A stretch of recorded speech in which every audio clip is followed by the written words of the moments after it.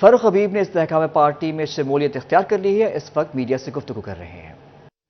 بلکہ ہم اپنے ہی ملک کے اندر جو ہماری ایک ڈیموکریٹک جمہوری جو ہماری سٹرگل ہونی چاہیے، اس سٹرگل سے ہٹ کے ہم ملک کو وائلنس کی سطح کے اوپر لے آئے، اور جو ہمارا مقصد تھا کہ ملک کو ہم نے قائد اعظم کا پاکستان بنانا ہے، وہ قائد اعظم کے پاکستان سے ہم دور ہٹ گئے، اور میں اس پہ بھی آؤں گا کہ اس کی کیا وجوہات تھی، کیا ریزنس تھی۔ مثلا 9 اپریل کو 2022 کو ووٹ آف نو کانفیڈنس ہو جاتا ہے۔ ووٹ آف نو کانفیڈنس ہوا، سیاسی گیمکس ہوتی ہیں، یا سیاست کے اندر گیمکس ہوتی ہیں۔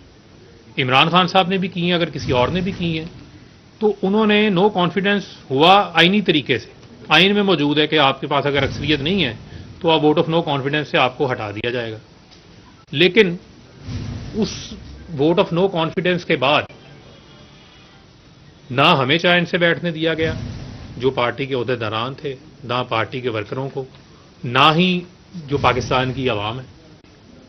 یعنی کہ ایک جو میرے مطابق، میری سوچ کے مطابق ایک ڈیموکریٹک سٹرگل ہونی چاہیے تھی کہ ٹھیک ہے، آپ کو اگر 3.5 سال موقع ملا، آپ ہٹ گئے ہیں، آپ آئینی طریقے سے ہٹے ہیں، آپ انتظار کریں، آپ انتخابات کا انتظار کریں، انتخابات آئیں گے، آپ کو موقع مل جائے گا۔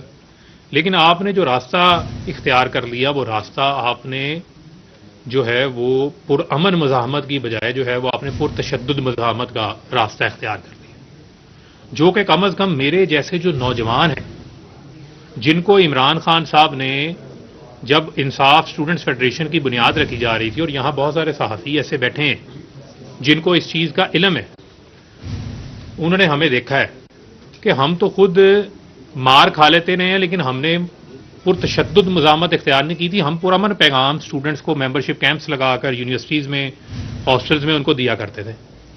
یعنی کہ مجھے خود پتا ہے کہ ہم نے 24 گھنٹے، 48 گھنٹے ہم لوگ اتنا دیوانہ آور کام کرتے تھے کہ ہم نے کھانا نہیں کھاتے تھے۔ ہم 40 دن، 50 روز میں فیصل آباد اپنے گھر نہیں جاتا تھا، اپنی فیملی سے میری ملاقات نہیں ہوتی تھی، اتنا جنون کے تحت ہم کام کر رہے ہوتے تھے۔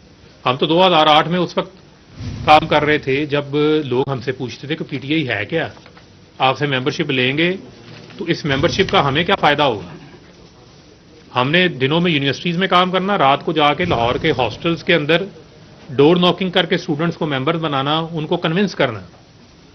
لیکن اس وقت ہمارا پیغام کیا تھا؟ ہمارا پیغام تھا قائد اعظم کا پاکستان۔ ہمارا جو پیغام تھا وہ پیغام تھا نان وائلنٹ۔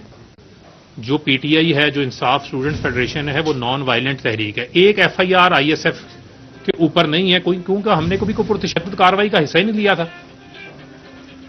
لیکن وہ سٹرگل اگر آپ دیکھیں، اور اس کے بعد یہ 9 اپریل کے بعد کیا جو آگے کا مرحلہ ہے، اس مرحلے میں آپ نے لوگوں کو کیا پیغام دیا کہ آپ سڑکوں پہ نکلیں، آپ روڈز بلاک کریں، آپ مزاحمت کریں، آپ وائلنس کریں، اور اس وائلنس کے نتیجے میں ایک مسلسل مائنڈ سیٹ، ایک پیغام دیا جاتا رہا، جہاں پر جو انوسینٹ لوگ تھے وہ کلٹ فالوئنگ کے اندر ان کے مائنڈز کو جو ہے وہ ان کو ہائی جیک کیا گیا، اور ان کے دماغ میں مسلسل جو ہے وہ ایک جذبات بھڑکائے جاتے رہے کہ پتہ نہیں جو پاکستان کے ادارے ہیں وہ آپ کے خلاف کام کر رہے ہیں، وہ آپ کو پتہ نہیں پالیٹکس جو ہے وہ نہیں جو ہے وہ کرنے دینا چاہتے۔ مسلسل ایک نفرت کا جو پیغام تھا وہ بیج بویا جاتا رہا۔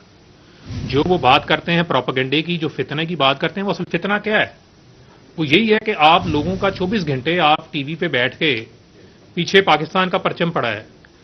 آپ لوگوں کو پاکستان کے اندر نوابزادہ نصر اللہ خان نے بھی تو پالیٹکس کی ہے نا۔ پاکستان کے اندر جو ہے بہت سارے لوگوں نے صبر کے ساتھ اپنے وقت کا، اپنی باری کا انتظار کیا ہے۔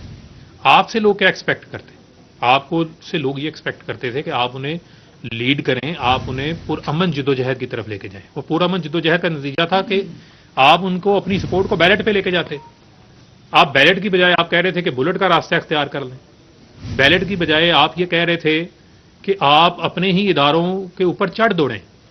اور یہ ایک مسلسل مائنڈ سیٹ تھا. یعنی میں ایک مثال آپ کو دے دیتا ہوں, آپ لوگوں نے کور کیا ہے. 14 مارچ کا انسیڈنٹ تھا زمان پارک کا, 24 گھنٹے مزاحمت ہوتی رہی. اس میں بجائے کہ پولیٹیکل لیڈرز گھروں سے گرفتار ہوتے ہیں, ماضی میں بھی ہوئے ہیں, لوگوں نے سالہ جیل کاٹی ہے. اگر آپ نیلسن منڈیلا کی مثال دیتے ہیں, 28 سال اس نے جیل کاٹی ہے, تو نیلسن منڈیلا نے کیا جو ہے وہ لٹھا بردار فورسز بنا لی تھی.